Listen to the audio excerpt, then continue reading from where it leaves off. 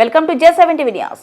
Arrest చేయడమే ఒక్కటే కాదు, దేశంలోనే మొదటిసారి గంజాయి మాఫియా ఆస్తులు కూడా సీజ్ చేసిన ఘనత కూటమి ప్రభుత్వానిది. గంజాయిని ధ్వంసం చేయడంతో పాటు ప్రత్యామ్నాయ పంటలు వేసుకునేలా ప్రోత్సహిస్తున్నాం. ప్రత్యామ్నాయ పంటల కోసం ఎకరాకు 1.5 లక్షల గిరిజనులకు అందిస్తున్నాం. చాలా మంది ఏమన్నారంటే సిల్వర్ ఓక్ 3 సంవత్సరాలు పడుతుంది సిల్వర్ ఓక్ రావాలంటే. మరి ఈ మధ్య కాలంలో వాళ్ళకి జీవనోపాధి ఏంటి?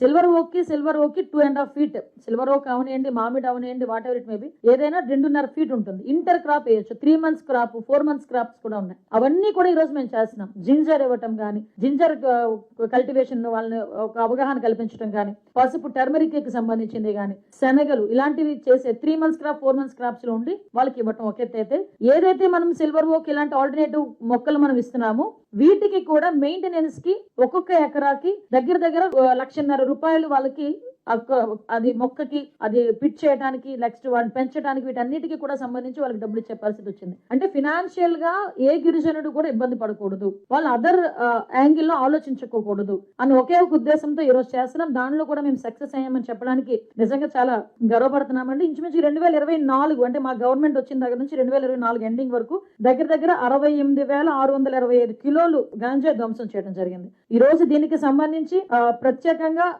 ఇంకొక స్పెషల్ ఏంటంటే, ఏదో గాంజా పట్టుకున్నాము, వాడు ఎవరిని అరెస్ట్ చేసేసాము, జైల్లో పెట్టేసాము, వాడు వెళ్ళి బెయిల్ మీద వెళ్ళాడు, లేకపోతే శిక్ష పడుతుంది, అది కాదు.